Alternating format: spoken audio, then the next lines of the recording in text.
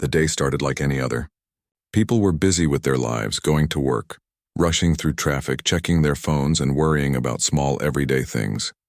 No one could imagine that by evening, the entire sky would change. For years, people had joked about aliens and life beyond Earth, but no one thought those stories could turn real. It began quietly, with strange signals that confused scientists. Observatories around the world picked up unfamiliar patterns in deep space. At first, they thought it was some kind of interference, but then the signals became clearer, more rhythmic, more deliberate. They weren't random noises. They were coming from a direction where nothing should exist.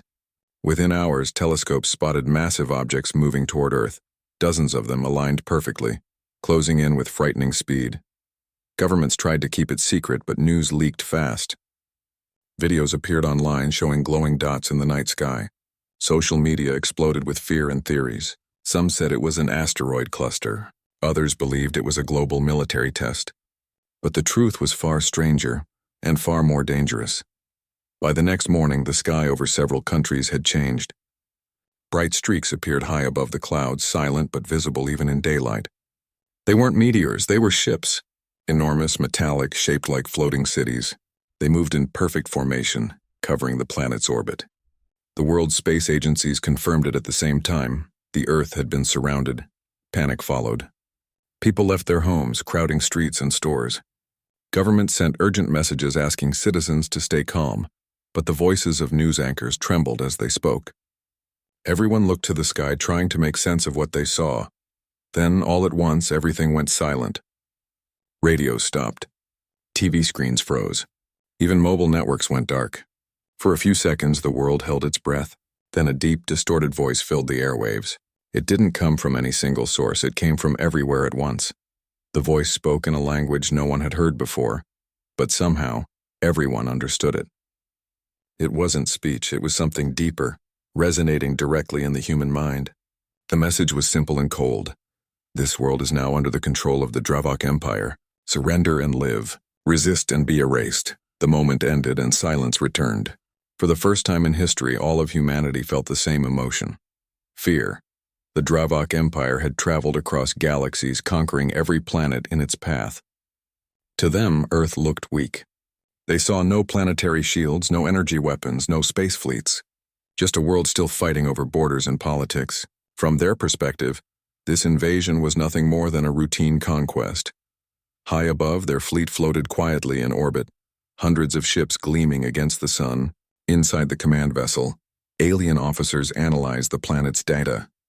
They laughed at human technology, calling it primitive and unworthy of attention. No threat, their leader said with arrogance. This planet still burns fuel to fly. They had no idea what they were about to face. On Earth, while fear spread among ordinary people, something else began to happen.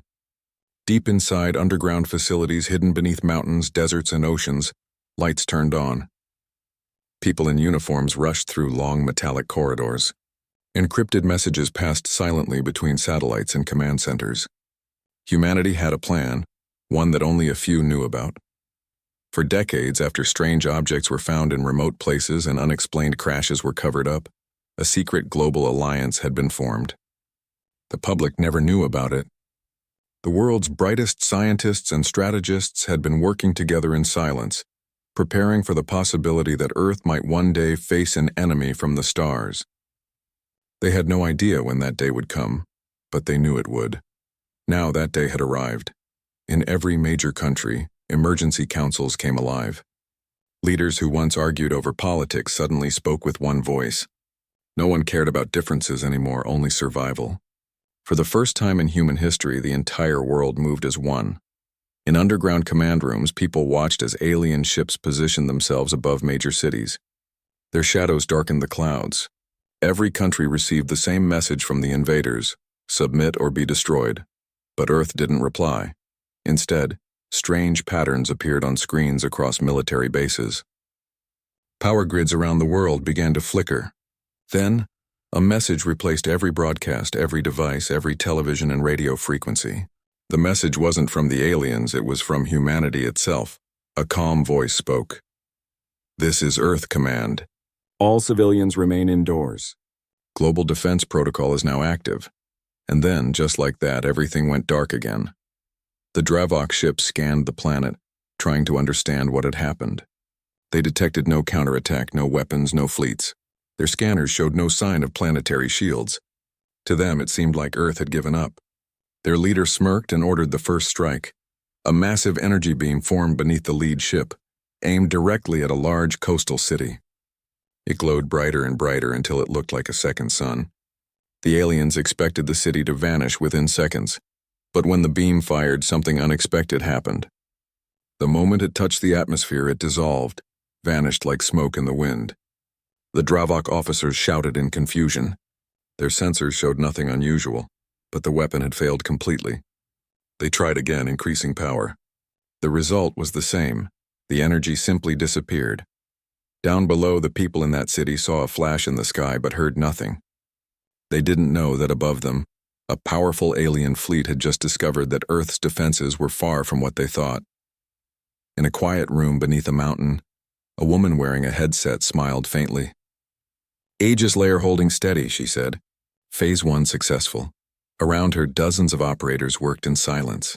Screens glowed with strange symbols. A massive holographic display showed a shield surrounding the planet, something no one outside those walls knew existed. Humanity had been underestimated while the Empire believed they were attacking a defenseless world. They were, in fact, walking straight into a trap. Decades of secret development, built using fragments of strange metals and unknown technology recovered from long-forgotten incidents, had been hidden beneath Earth's surface. The Aegis project, a global effort disguised as deep space research, had become Earth's invisible armor. It was powered not by alien energy, but by something uniquely human, ingenuity born from fear and hope combined. The Dravok fleet didn't know that every time they fired, the atmosphere itself was absorbing their attacks, bending and redirecting energy like a mirror. To their sensors, Earth still looked powerless. But the truth was, humanity had already begun its countermove. High above the planet, small dots detached from the shadows of Earth's own satellites. They were tiny compared to the alien cruisers, almost invisible to their scanners. But they weren't ordinary machines. They carried something new. Rail-accelerated projectiles moving faster than light sensors could track. The order was given silently, transmitted through quantum relays impossible to intercept. From deserts, mountains, and deep under oceans, thousands of silos opened at once. The night sky lit up as streaks of blue fire rose upward, cutting through the clouds. The world watched in shock as the stars themselves seemed to move, and then space exploded. Within seconds, the first alien ship vanished in a flash of light. The Dravok fleet panicked. Their shields, built to withstand anything in the galaxy, were useless against the dense kinetic slugs fired from Earth. One after another, their ships were torn apart, metal fragments burning like comets as they fell through the atmosphere. The people of Earth saw fiery trails in the sky but didn't yet know what they meant. News stations tried to explain, but signals kept failing. Still, everyone could sense it. Something extraordinary was happening. Up in orbit, the proud invaders realized they had made the worst mistake in their history. They had judged a planet by its surface, without understanding the strength beneath it. Humanity had always been underestimated. They had no glowing armor, no fleets of shining ships, no cosmic power, but they had something no empire could ever replicate: the will to fight back when pushed to the edge. As debris from the destroyed ships burned across the night, one alien commander stared at the blue planet below and whispered in disbelief. "Impossible," he said. "How can a primitive world do this?" Down on Earth, the woman in the mountain base watched the screens and spoke softly, almost to herself. "You shouldn't have come here," she said. "You thought we were weak.